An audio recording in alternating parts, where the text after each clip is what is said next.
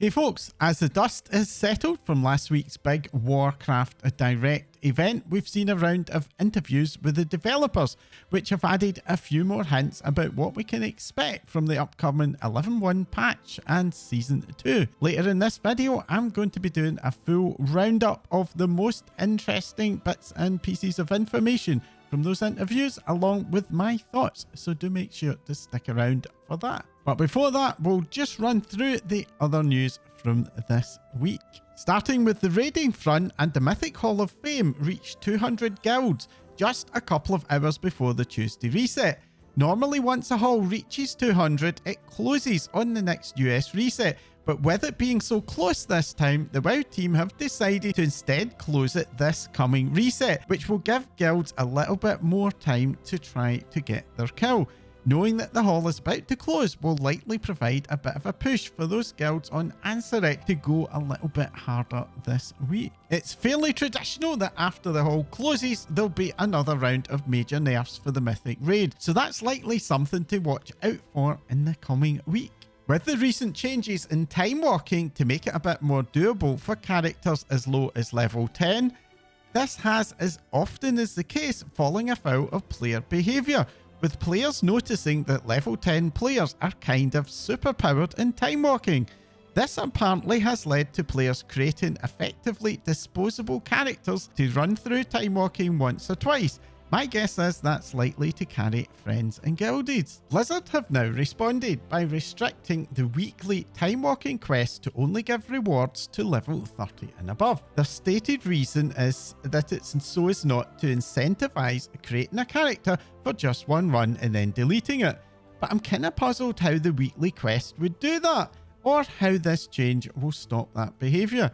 If any of you have any idea what's going on here, do put a comment down below, because I'd be super interested to find out what it is. Well, for me personally, the 20th anniversary event has overall been a bit meh. The one aspect that has been really enjoyable is the guest relations event. This has offered a series of bite-sized quests, which have been releasing nearly every weekday, and this week it reached its culmination, meaning that if you're someone who prefers to do it all in one sitting, now is the time to do it. Doing the whole series awards a title, the Detective, and along the way you'll pick up a battle hat, a couple of chat transmogs, and a bunch of bronze tokens.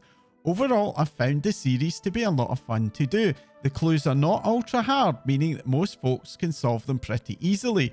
And if you want a walk through, I will link to an excellent guide from the folks in the WoW Secret Finding Discord down below. As well as the puzzles themselves, the quest giver Alex has over the entire quest line gained an ever longer and longer title, along with an increasingly long and unruly queue.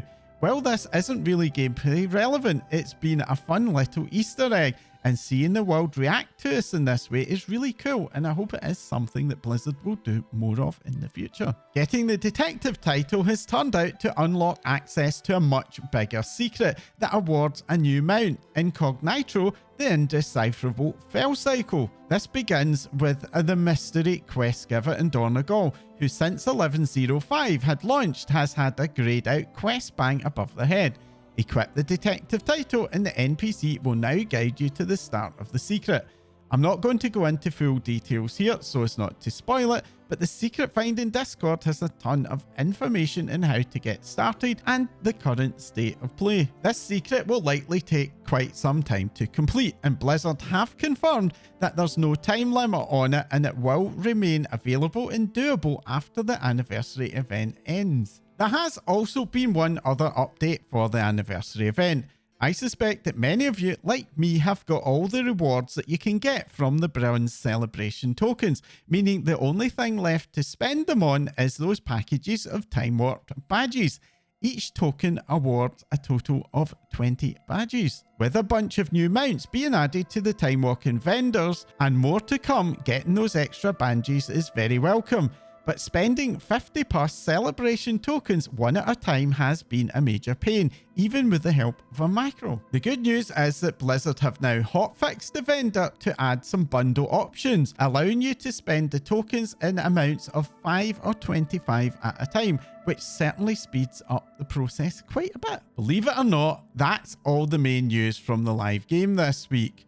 But before I run through the updates from the 11.07 PTR, I do want to wind the clock back a little bit and take a look at some of the most interesting learnings from the round of post-Warcraft Direct developer interviews. One interview response that has been causing a bit of concern in the community came from a Windows Central interview, where Ian described how the level of rewards and delves has led to players feeling a bit like Mythic +2 through to +6 kind of feels a bit pointless, and this has led to many players trying to jump straight from delves into a Mythic +7 while being completely unprepared for the jump in difficulty. The end result of this, according to Ian, they've seen an uptick in players bouncing off Mythic+. This has been widely interpreted as likely meaning a nerf to delve rewards. My own personal view is that nerfing delve rewards would be very misguided in Blizzard's part. While the delve gameplay is pretty good for solo-oriented players, I am not convinced that it's really that exciting for group players, and I have a suspicion that if rewards get nerfed, even to just champion level, it will lead to a major loss of player interest. Fortunately, I don't think this is a very likely outcome. In a separate interview with the Comeback Kids, Blizzard also expressed a desire to improve lower-end Mythic Plus rewards, which in my view is the right way to solve this issue. If something isn't as good as something else, you want to improve the thing that's bad, not as many in the WoW community seem to want, to make the good thing worse. What this means in practice is that it's very likely we're going to see some changes to Mythic Plus rewards in Season 2, which in my view is very much needed. The current season has, at least for me, been the least appealing season since I started doing Mythic Plus back in BF8 Season 3. As well as in improving the rewards, they also did talk about the need to reduce the difficulty jump going from +11 to +12. I completely agree that that's a problem, but there are also other jumps, including from 6 to 7 and 9 to 10, which have very much the same issue. So I hope that they do have plans to address this a bit more widely. I've personally done a video about this issue, so I won't rant about it anymore here, but it is good to get confirmation that at least it's on the radar. Staying in the subject of rewards, and in the Windows Central interview, Ian also talks about how they think the upgrade system has been a big success and confirms that it will be staying, but he does feel that the clarity of the system has been an issue. He then went on to talk about issues with naming and wanting to improve how they tutorialize the system. This is certainly true. I personally really do love the upgrade system, but I have needed an add-on, the awesome item upgrade quality icons, linked down below, to make it usable. And I have folks in my immediate circle who are really struggling with it. At the end of last week, there was a lot of speculation about that icon at the end of the 2025 roadmap, with theories due to the green colour at the end of the bar that it might be related to Legion Remix. With the icon having been changed to be a lot more obviously a house, that speculation has died down a lot. But in the Comeback Kids interview, Ian teased in response to a question about Legion Remix that green colour is in fact still significant. He didn't explicitly confirm Legion Remix, but it is a fairly obvious idea. I do think that Legion Remix towards the end of next year is a strong contender, but Ian's particular wording does make me wonder if it could be something else, albeit something still very Legion themed. Time will tell, I guess. We also got some explicit confirmation that the Undermine will indeed be a no-fly zone in 11.10. Albeit in the interviews, they did call out that we'd still have flying as we went and did quests and other things outside of the Undermine city. The way they worded this is very ambiguous, but one possible implication is that Undermine is a city, and just perhaps there could be a more rural area to the zone as well. This is highly speculative in my part. Most likely, if it is true, the city will be the majority of the zone. But I do think that having an area where we could land our mounts to enter the city would offer a really cool transition and make the lack of flying in the city feel a lot more natural and like it makes sense in the zone. Overall, how they handle flying and how well the dynamic driving systems will land will be key to avoiding the issues we've seen in the past, where losing flying just feels bad and causes a lot of player upset. I very much have an open mind about it, but it's an open mind that does have a few concerns. Windows Central also asked about the future of the Horde and Alliance in the in-game storyline. Their response is that for now the focus is on the factions working together to deal with a major looming threat, and this definitely makes sense for me. It's always been weird in the past how the factions could be at all-out war but still somehow managed to work together when they needed to. While the faction conflict has been an iconic part of World of Warcraft for a very long time, ever since Battle for Azeroth, I've personally felt quite fatigued by it. And finally, there was a separate, unrelated interview with Liquid's guild leader Maximum, which looked at encounter design. What was most interesting for me from this interview was how accepting the designers are of add-ons and weak orders, basically saying that they're very used to designing around them. There has been a debate of late in the community about add-ons and weak orders, especially in raid encounters. My own personal view is that while they do sometimes go a bit too far, for the most part add-ons make the overall game experience better.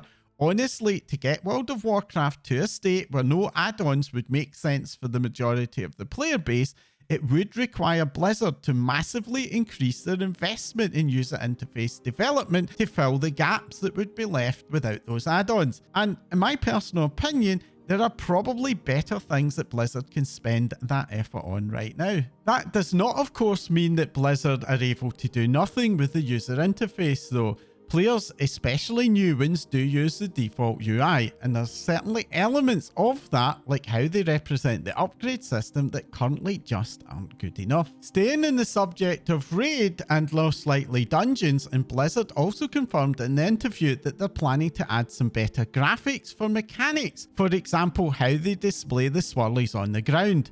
Visibility of ground effects in encounters is a major issue. Light brown on brown or dark purple on light purple isn't great when you're in a mental overload situation, let alone having any sort of eye issues, and that just serves to make those add-ons feel even more mandatory than they usually are. Given that, I'm going to be super interested to see what the team has in store for us in this area in Season 2. And finally, as always, it's time to turn to the PTR updates. While I do not include story spoilers in these sections, I will be discussing future gameplay changes, so you have been warned. The 1107 PTR launched in a level of completion that in my experience has been unprecedented, at least since I have been following the PTR cycles, which means that the normal round of quite sizable additions every week has been noticeably absent, with just one-line PTR patch update notes from Blizzard. This week's one-liner was a reduction to the Worgen ratio Darkflight, which drops from 2 minutes to 90 seconds. This continues the theme of buffing ratio abilities in patch 1107. But the more interesting change for me was an undocumented one. Patch 1107 is introducing a new meta achievement for Battle for Azeroth. While BFA never had a full meta achievement, Patch 8.2 did introduce metas for both the Mechagon and Nazjatar zones, which were notoriously punishing to do.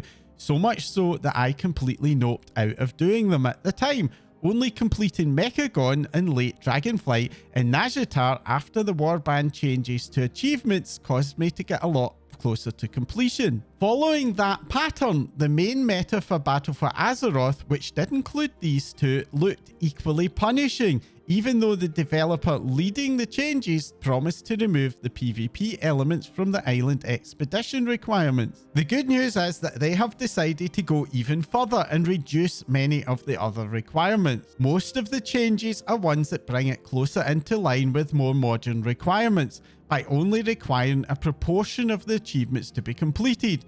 Examples of some of the changes are on screen now. But by far the most impactful changes are going to be to Warfronts.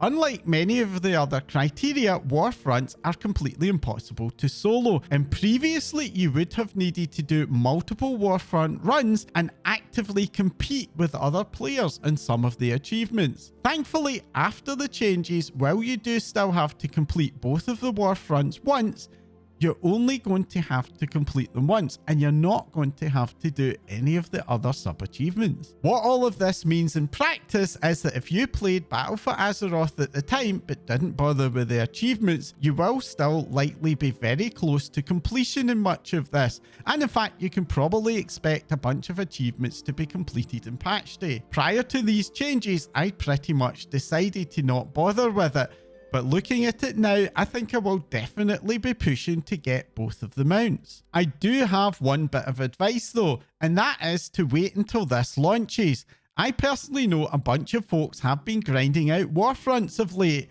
and a lot of that effort is now looking a bit wasted. And it is possible there may be even more nerfs to come. And finally on the PTR is the discovery that the Sandy Shalewing mount, which was the reward from the last Turbulent Timeways event, is now being added to all of the Timewalking vendors, meaning that it's become obtainable again for 5,000 Timewarp badges. This is likely due to the next event in patch 11.07 having a new mount to farm. Hopefully that mount will also make it onto the vendor in the future after the event ends as well. And finally, I have a little reminder for you. Tomorrow, that's Sunday, sees the launch of this year's Pilgrims Bounty Holiday event. This is probably one of the least important events in the calendar, but it is still the fastest way to level up classic cooking if you need to level it up. And if you're working on getting the Violet Proto Drake, that is something that you are going to need in order to be able to complete the Wintervale achievement. Pilgrim's Bounty is also a really good source of non-soulbound health food, which automatically scales with character level, similar to the Darkmoon Daggermaw, and that can be very good for leveling specs which have poor self-sustain. Anyways, that's all for this week, so it's now time to go over to you. Are you planning to do the BFA meta now that it's been nerfed? Or do you still bear the scars of doing the Mechagon one? Let me know in the comments down below. If you found this interesting or informative, then do make sure to let me and YouTube know by hitting that like icon. And if you haven't already, make sure to subscribe. Subscribing is by far the best way to support my channel. That's all for now. Thanks for watching.